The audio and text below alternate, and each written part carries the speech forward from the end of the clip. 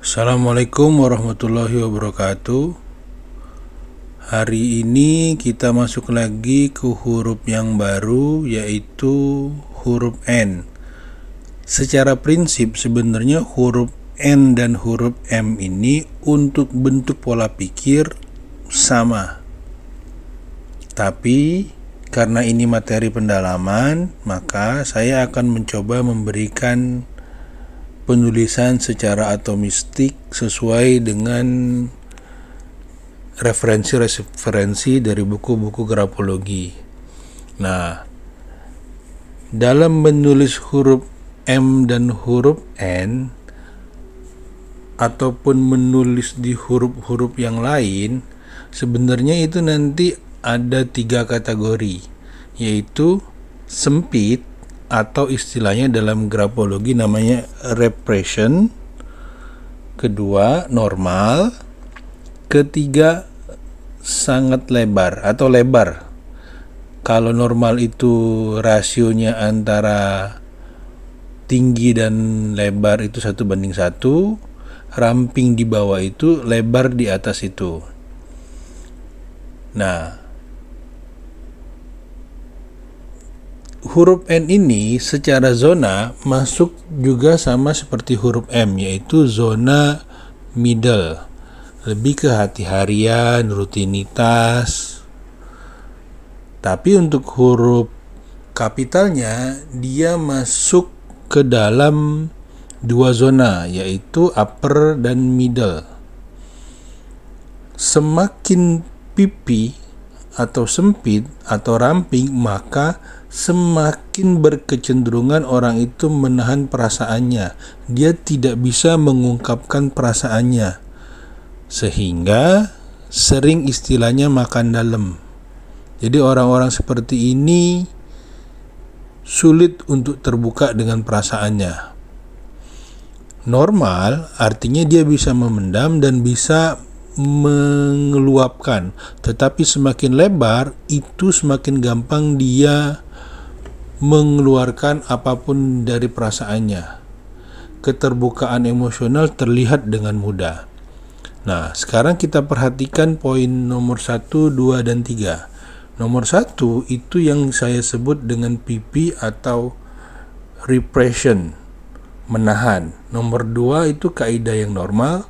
Nomor 3 itu yang lebar. Lebar ini bisa masuk juga kategori, kalau dalam tanda grafologi namanya extravagance. Nah, huruf N ini, ingat, dia merupakan huruf yang mencerminkan atau melihat kecenderungan pola pikir seseorang. Ada 4 pola pikir itu, sama seperti huruf M dan huruf A. Untuk bagian middle-nya dari huruf H ya, itu apa saja? 1. Pola pikir analitik, berarti dia menganalisa. Pola pikir investigatif, ya ini pola pikir yang mencari sumber. Pola pikir metodis atau kumulatif, ya ini pola pikir yang melakukan sesuatu dengan step by step.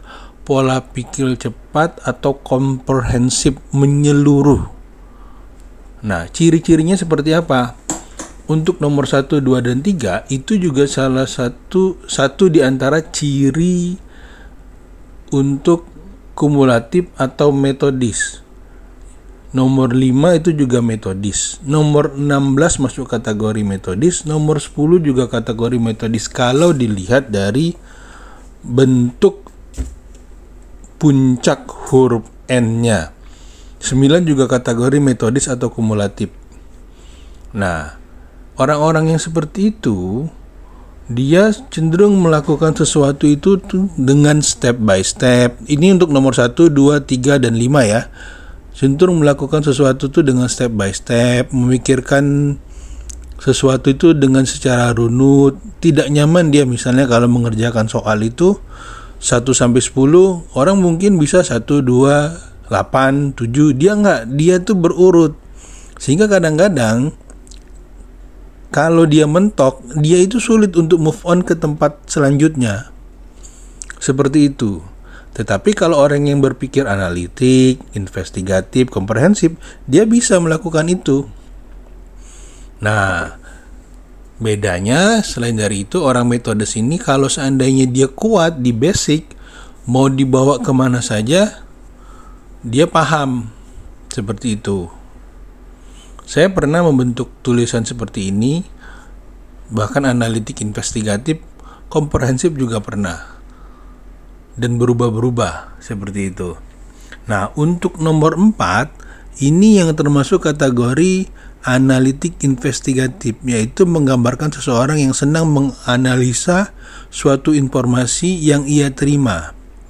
Ia kritis, tidak mudah percaya, merasa perlu menganalisa, memahami sebab akibat dan alasan, serta merasa perlu untuk mengetahui sumber informasinya itu dari mana, sehingga dia memiliki keyakinan untuk memutuskan sesuatu. Nah, nomor 6 ini yang disebut dengan Garland atau komprehensif.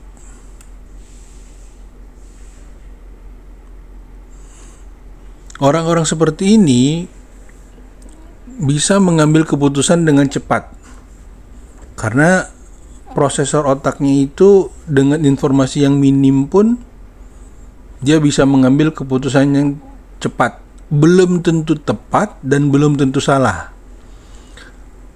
Itu kenapa nanti kalau dalam belajar grafologi advance itu ada namanya trait utama dan trait pendukung. Trait primer, trait sekunder. Nah, orang-orang yang menulis dengan pemikiran cepat atau Garland ini untuk huruf N-nya itu menulis huruf N seperti huruf U.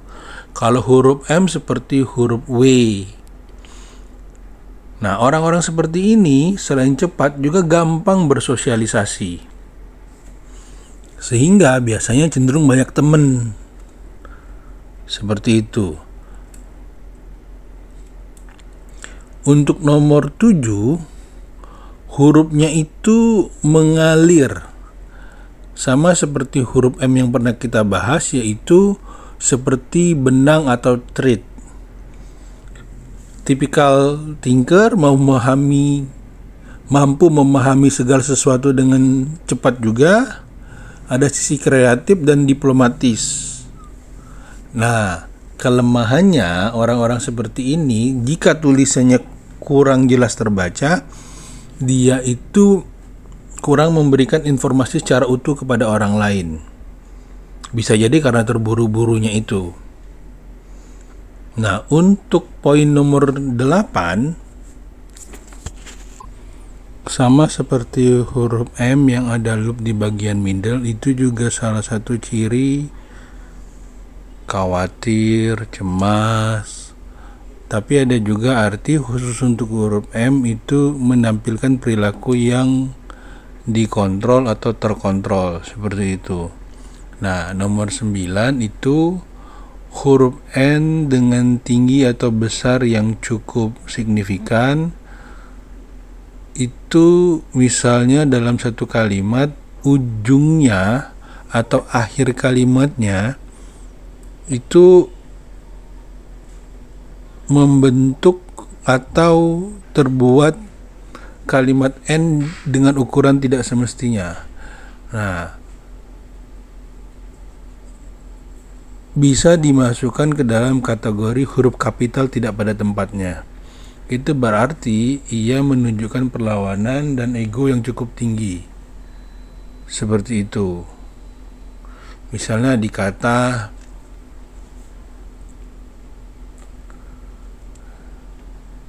huruf N yang di ujung ataupun yang lainnya, di kata aman misalnya, N-nya itu besar.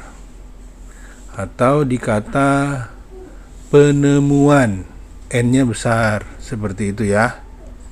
Itu untuk poin nomor 9. Poin nomor 10,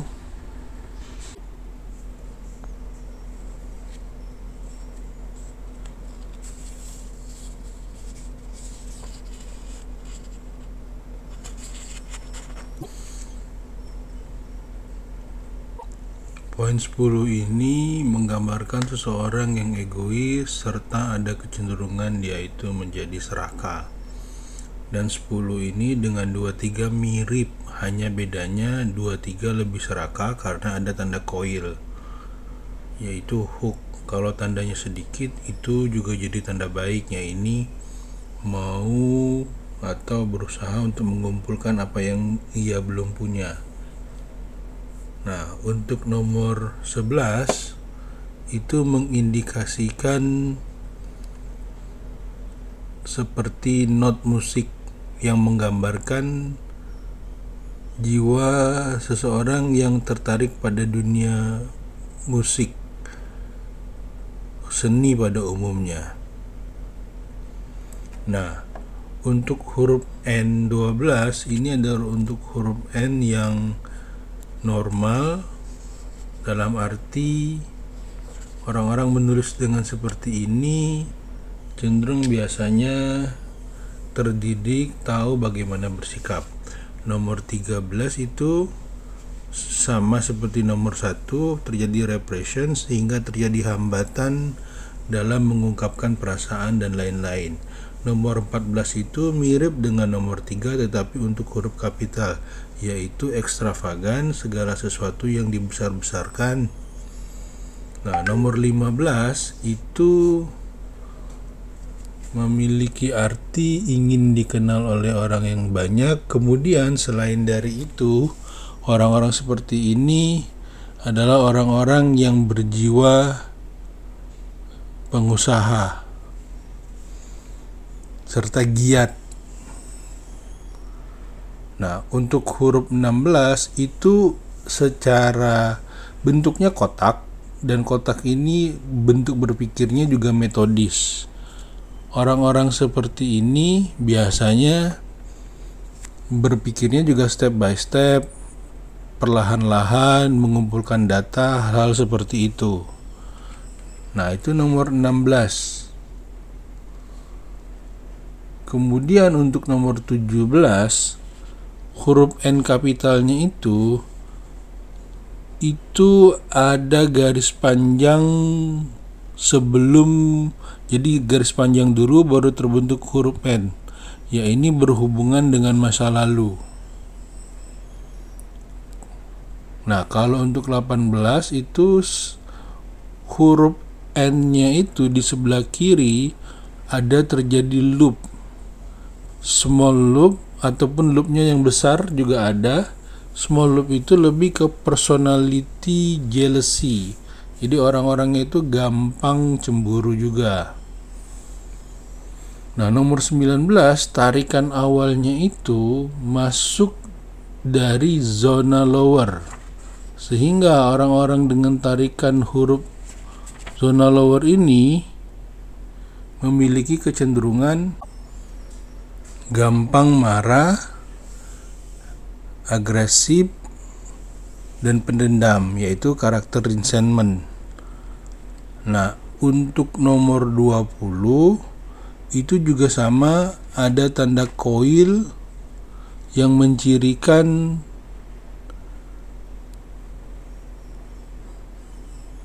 menyukai uang dan ada sense of humor. Seperti itu. Untuk nomor 21, orang itu huruf N-nya itu tidak sampai, garis satunya tidak sampai ke baseline, sehingga seperti huruf yang menggantung. Ini memiliki arti ambisi yang tinggi dan ada kecenderungan juga kurang jujur. Nah, kalau untuk 22 dengan 19 sama-sama menuju baseline dan ke zona lower, hanya bedanya nomor 19 tarikan awal, nomor 22 itu tarikan akhir. Sehingga orang-orang yang menulis dengan angka 22 itu adalah orang-orang yang temperamennya itu perlu dikendalikan, karena dia gampang sekali terpantik dengan hal-hal yang menurut kita biasa aja, tapi bagi dia itu sensitif. Nomor 23 itu mirip seperti nomor 10, ada unsur juga egosentrisnya dan rasa kebanggaan dirinya.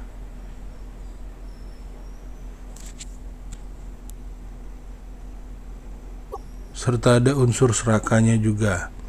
Nah, nomor 24 itu huruf N yang ada lengkungan atau seperti perisai, atau seperti huruf D yang ada bolong di bagian stemnya. Ini mengindikasikan ketidaksukaan, kemudian orangnya itu sulit diajak berkompromi. Seperti itu. Nomor di sebelah 24 yaitu nomor 20, nggak ada nomor itu ya ternyata. Bentar, saya kasih nomor dulu. Kita bahas dulu untuk nomor 25. Nomor 25 itu seperti huruf H kecil yang mengindikasikan juga sama, artinya gampang cemas dan pencemburu juga. Untuk nomor 26 artinya acquisitiveness dan possessiveness.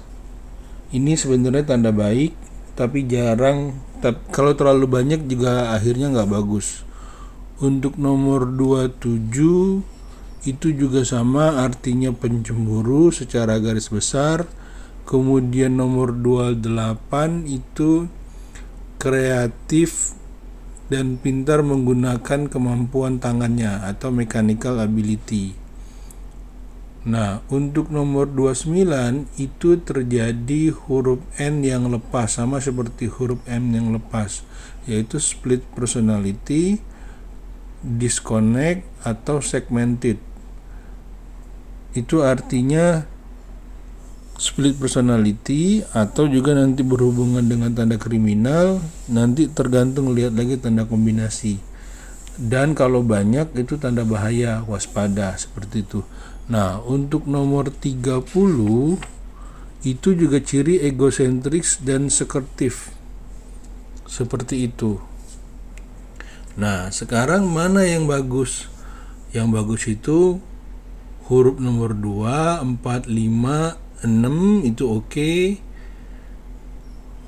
12, 16,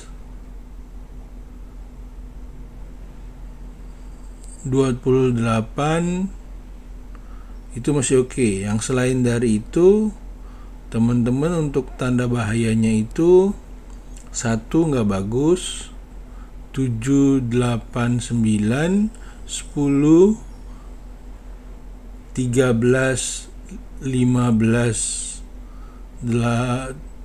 17, 29, 24, 23, 22, 21, 20, 19, 18, 27, 25, 26 itu kurang optimal. Jadi pakai yang optimal aja. Nah, huruf M, N, H ini secara prinsip sama pola pikirnya. Jadi bentuk pola pikir di bagian middle-nya. Huruf H itu kalau dia nggak ada tiang sebenarnya mirip huruf N secara filosofi. Nah, tinggal kita jeli dalam melihat mau seperti apa dan mau dibentuk seperti apa. Ingat, dalam grafologi berlaku hukum bolak-balik, tulisan tangan berubah, karakter berubah, tulisan tangan berubah. Ilmu terapi yang saya ajarkan ini, ilmu terapi menulis, sudah ilmu aplikasi dan bukan hanya ilmu grafoterapi biasa, tetapi ini sudah spesifik, sehingga goalnya juga spesifik, yaitu sehat hati, sehat pikiran, sehat fisik, sehat keuangan. Oleh karena itu, dalam memulai terapi, pastikan goalnya dihayati terlebih dahulu sehingga bisa didapat hasil yang lebih optimal. Oke, saya rasa cukup demikian. Sampai ketemu lagi nanti kita di huruf-huruf berikutnya. Sampai ketemu. di video YouTube berikutnya.